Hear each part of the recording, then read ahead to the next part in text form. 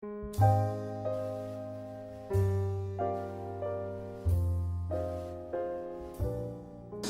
warahmatullahi wabarakatuh. Selamat pagi Bapak Ibu dan rekan-rekan semua. Terima kasih atas kehadirannya dalam acara kali ini. Meskipun hujan menyapa Jakarta pagi-pagi, tapi saya senang ternyata tidak menyurutkan langkah Bapak Ibu dan teman-teman semua untuk hadir ke sini. Atas nama Hukum Online, saya mengucapkan selamat datang buat Bapak Ibu dan teman-teman. Mudah-mudahan penyambutan kami sederhana ini bisa membuat nyaman Bapak Ibu dan teman-teman sekalian. Perkenalkan, nama saya Anggara, dan ada di sini ada Mbak Ista sama Mas Ian yang akan membantu Bapak Ibu dan teman-teman semua dalam penyelenggaraan acara ini. Nah,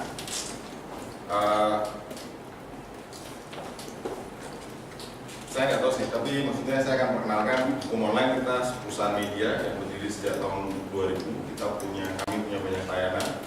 Salah satunya news, berita yang bisa diakses dalam bahasa Indonesia maupun bahasa Inggris. Kemudian kami punya klinik hukum. Jadi Bapak Ibu dan teman-teman kalau mau tanya soal hukum bisa tanya ke klinik hukum. Saya tahu di sini ada Mas Wahyu, salah satu pengacara andal juga. Bosan yang belakang apa?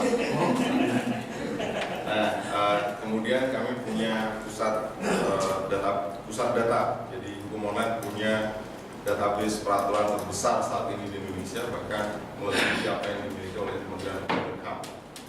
Selain itu, kami punya berbagai acara workshop dan planning yang kami beri nama Hukum Online Talks. Kemudian ada legal analysis. Cuma para pelanggan legal analysis ini biasanya firma-firma hukum besar yang ada di Indonesia, itu pelanggan Hukum Online semua, dan perusahaan-perusahaan multinasional. Nah, ada dua layanan lagi yang sebenarnya ada tapi masih jarang mendengar. Pertama, hukummedia.com, salah satu layanan dari Hukum Online. Social blog, fokusnya memang hukum tapi tidak mengharamkan konten non-hukum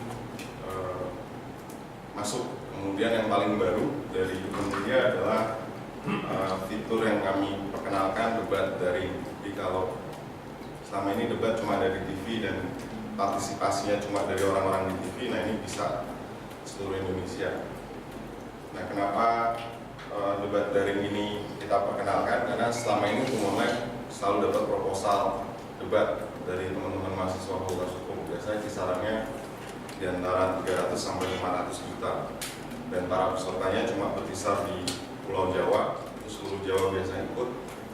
Kemudian Medan, Bandar Lampung, dan Makassar sesekali Bali. Jadi dengan platform yang baru, kami bisa menyelenggarakan mudah-mudahan tahun depan kompetisi debat nasional yang bisa diikuti dari Aceh sampai Papua. Memang belum bisa streaming. Kenapa? Bukan soal Hukum Online nggak bisa, tapi karena teknologinya yang disediakan sama pemerintah. Kalau Bapak Ibu dan teman-teman tahu, bandwidth itu hanya tersedia di Banda Aceh, Medan, Batam, Pontianak, dan Jakarta. Jadi sisanya seluruh Indonesia yang lain merasakan internet yang ya begitulah. Karena kata menteri yang dulu, buat apa internet? Yang paling baru yang mudah-mudahan kami luncurkan adalah fitur direktori hukum. Sebetulnya itu fitur marketplace, jadi mempertemukan antara para pengacara dan notaris dengan orang-orang umum yang punya masalah, baik yang nilainya di atas 1 miliar ataupun yang nilainya alhamdulillah. Jadi semua orang boleh taruh masalahnya ataupun proyeknya di platform tersebut. Nanti kemudian para anggota dari fitur direktori tersebut itu bisa bidding di proyek-proyek tersebut. Nah, tapi sekarang lagi dikembangkan, mudah-mudahan tahun depan kami bisa luncurkan. Nah, sepanjang acara ini nanti ada dipandu sama Mbak Nuni. Ini Mbak Nuni. Kalau ada yang belum kenal, silahkan kenalan. Belum kenal. Nanti disediakan kuis-kuis menarik dari Mbak Nuni. Hadiahnya sekalian ini karena kami coba memperkenalkan logo barunya Hukum Online.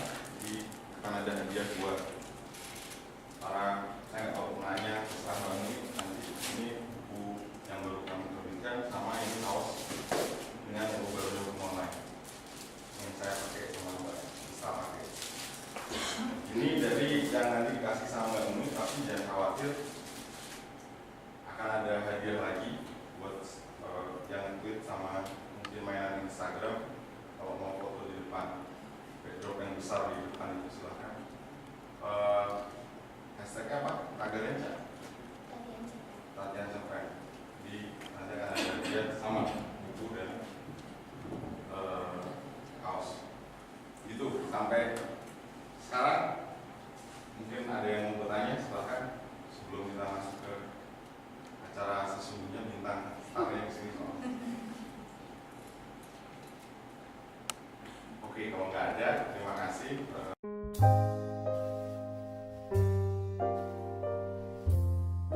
Warahmatullahi wabarakatuh. Perkenalkan, saya Nuni. Di sini saya akan mau kasih info-info yang mungkin penting buat teman-teman untuk latihan diskusi ya.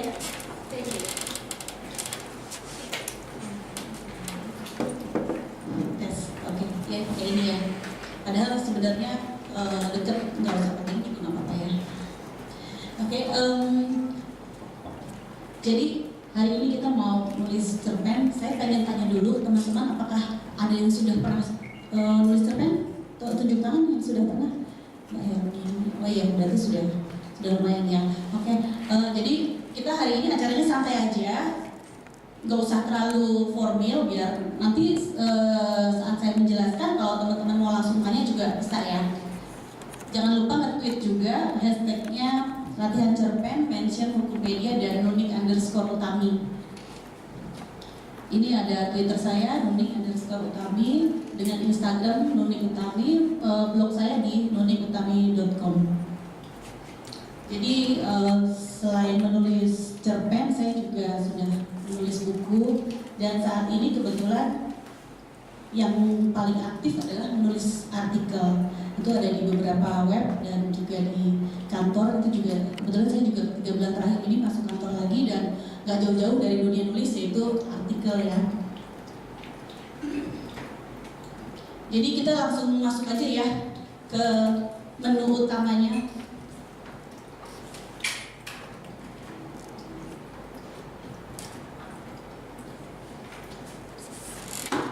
Jadi sebenarnya menulis cerpen itu kita sama saja dengan berbicara dengan orang lain.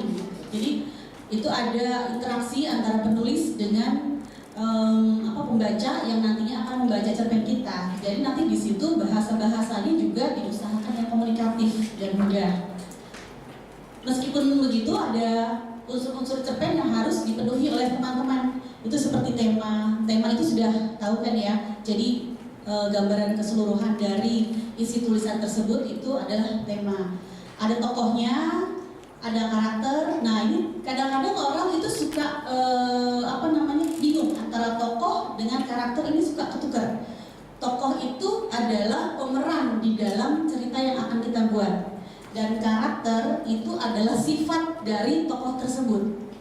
Ya, kalau selama ini kan ada yang suka bilang, oh karakter Disney, karakter Doraemon. Nah itu sebenarnya adalah tokohnya, sedangkan karakter adalah sifatnya. Jadi kalau di dalam dunia menulis itu mudah-mudahan tidak terbalik, tidak bingung ya, tidak bingung antara tokoh dengan karakter. Terus ada juga latar atau setting, itu tempat kejadian kita menulis cerpen itu, kejadian-kejadian yang ada di dalam suatu cerita. Kejadian itu bisa berpindah-pindah dari kota A, kota B, itu terserah kita mau di mana. Atau bisa juga dalam satu hari, misalnya di kampus atau kejadian di kantor, itu bisa. Alur atau plot itu adalah perjalanan dari awal hingga akhir dari cerita yang kita buat. Sebenarnya kalau ini ya, teman-teman nggak usah nyatet juga nggak apa-apa, nanti ini materi dikasih. Sekarang iya, soalnya capek kan nulis cepet-cepet gitu. Ya sambil nge-tweet sih nggak apa-apa, sambil nge-tweet, sambil dengerin. Sama sudut pandang atau point of view, itu adalah sudut pandang si penulis terhadap semua yang ada di dalam cerpen itu. Jadi kita mau memposisikan sebagai siapanya nih, tokoh utamanya atau hanya orang yang melihat, nanti akan dijelaskan ya. Sama dialog. dialog dan tokoh ini adalah ciri khas dari cerpen. Kalau teman-teman yang biasa ngeblog itu belum tentu ada tokohnya ya, dan juga dialog itu tuh nggak ada. Jadi ciri khas dari cerpen itu ada tokoh, ada dialog, sama konflik. Konflik itu jadi dalam satu cerpen itu usahakan ada satu konflik yang utama. Jangan hanya bercerita seperti kalau kita menulis reportase itu hanya bercerita dari A sampai Z. Kalau reportase itu kan kita menceritakan kejadian-kejadiannya ya dari awal sampai akhir. Bagaimana? Selamat datang Mbak. Jadi kalau reportase kebanyakan tadi teman-teman dari ini ya yang udah biasa ngeblog ya, dan itu udah biasa nulis reportase. Tapi kalau di dalam cerpen itu harus ada konflik, harus ada permasalahan yang dibangun dan kemudian diselesaikan. Lalu ada pesan. Sama sih seperti menulis yang lain, itu pasti ada pesannya. Di dalam cerpen pun walaupun ringan, walaupun ceritanya itu kegiatan sehari-hari atau cerita kegiatan misalnya kampus atau kegiatan traveling gitu, itu harus ada pesan yang diselipkan di dalam. Diselipkannya itu bukan itu, jadi dijabarkan dengan cerita, itu bukan ditulis. Konfliknya adalah ini, enggak kayak gitu. Jadi seiring dengan menulis cerpen itu di situ dimasukkan konflik-konflik. Ada yang mau tanya mungkin sampai sini langsung tanya juga nggak apa-apa. Kenapa Ya. harus ada konflik Mbak Nuni? Supaya menarik, cerpen itu menarik. Cerpen itu menariknya adalah ada konfliknya. Kalau nggak ada konfliknya itu berarti seperti reportase biasa. Itu seperti reportase kalau kita nulis blog atau liputan itu nggak ada konflik kan, dan juga nggak harus menyelesaikan. Ada lagi ya, nomor 3 itu. Apa perbedaan sudut pandang dari cerpen sama menulis reportase? Oh ya, kalau menulis reportase, ini nanti semua sudut pandang dalam cerpen akan dijelaskan. Tapi saya kasih tahu juga di awal bahwa kalau nulis reportase adalah kita yang menulis reportase, itu berarti kita adalah sebagai orang yang pelakunya gitu. Jadi kita yang mengalami itu, kita yang menulis dalam sudut pandang kita sendiri. Kalau dalam reportase itu nggak mungkin kita menulis reportase berdasarkan narasumber gitu misalnya. Kita nonton, tapi kita menulis berdasarkan sudut pandang narasumber gitu. Itu nggak mungkin kalau dalam reportase. Tapi kalau dalam cerpen itu bisa. Nanti saya lihat. Ada lagi di sini? Mas. Aku masih bingung dengan sudut pandang sama pesan. Sudut pandang itu dari caranya pandangan si penulis kan. Kalau Iya. pesan?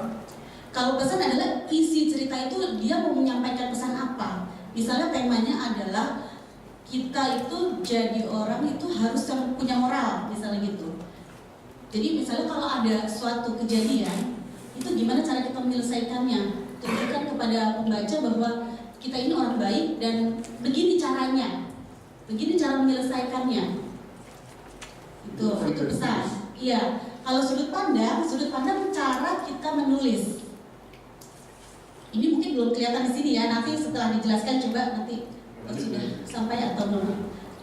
Enggak, kalau lingkungan ada pembatasan atau beberapa batasan beberapa kata atau beberapa dalam kategori cerpen, kalau bisa masuk dalam kategori. Ya, cerpen itu 1000 sampai 1500 kata atau 5 sampai 6 halaman. Cuma ada beberapa lomba yang meminta pesertanya itu nulisnya 10 halaman gitu. Jadi pokoknya intinya standarnya 5 sampai 6. Tapi nanti kalau ikut lomba ikutin perintahnya. Ada juga cerpen anak-anak karena pembacanya adalah anak-anak hanya diminta 3 sampai 5 halaman. Gitu. Tapi standar 5 sampai 6 untuk cerpen yang dewasa. Ada lagi? Berarti lanjut ya. Dan jadi ini tema hukum ya. Kita selama ini kan merasa bahwa aduh tema hukum itu berat. Nggak ngerti deh yang namanya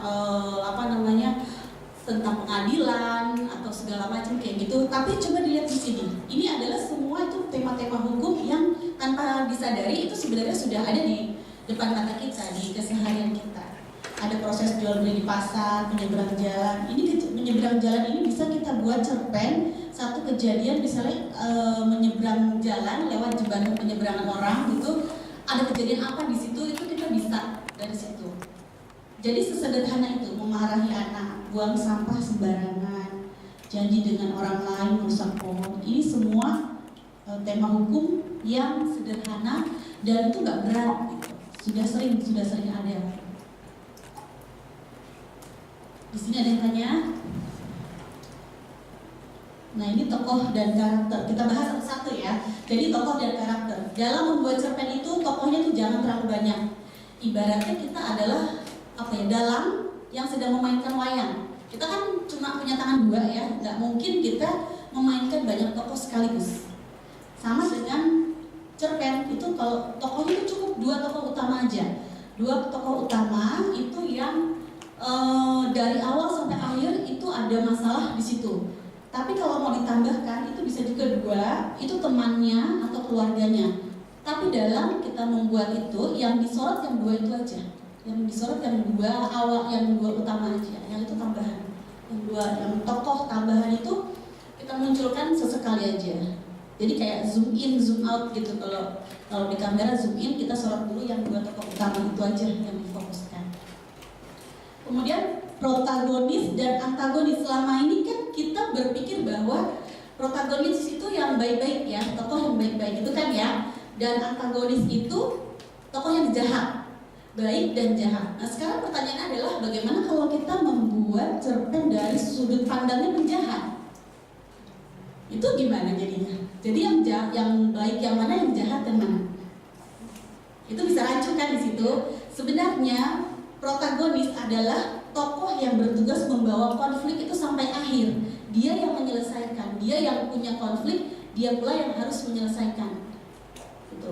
Kalau antagonis itu orang-orang di sekitarnya yang berusaha menggagalkan tugas si tokoh protagonis. Jadi kalau kita dari sudut penjahat gitu, dia itu misalnya berusaha untuk menghancurkan suatu kota gitu misalnya, dia mau bikin kota sendiri yang dia adalah pemimpinnya. Jadi kita kan dari sudut pandangnya si tokoh penjahat ini ya, dia itu adalah tokoh protagonis. Walaupun dia jahat, dia protagonis karena dialah tokoh utama yang bertugas membawa konflik sampai akhir dan harus menyelesaikannya. Nah orang-orang di sekitarnya walaupun baik, tapi dia berusaha untuk menggagalkan misinya si tokoh utama itu, dia antagonis. Ya, jadi kita melihatnya jangan hanya tokoh baik dan tokoh jahat, tapi siapa yang bertugas membawa konflik itu. Ya. Kemudian karakter tokoh itu tercermin tuh dalam ucapan. Ya, kalau bikin cerpen kita nggak mungkin menulis si A, dia pemarah tapi bisa lembut kalau ketemu cewek cantik misalnya. Kita nggak bisa menulis pun dengan seperti itu. Tapi kita perlihatkan karakter-karakternya itu dari ucapannya si tokoh, dari cara pandangnya dia terhadap suatu masalah, atau dari tingkah laku, atau dari kesehariannya dia di dalam cerpen itu. Ya. Ada yang tanya lagi? Sampai sini sudah terbayang? Oh ya. Kemudian latar atau setting ini ada 3. Latar itu latar waktu, tempat, dan suasana atau keadaan sosial di dalam cerpen itu. Kalau waktu itu bisa waktu kejadiannya itu kapan. Ini boleh bermacam-macam. Boleh. Saya pernah baca cerpen itu yang kejadiannya hanya 1 hari dan di tempat parkir. Itu di tabloid Nova yang ada. Benar-benar 1 hari di tempat parkir udah gitu aja. Itu bisa satu waktu, satu tempat juga bisa.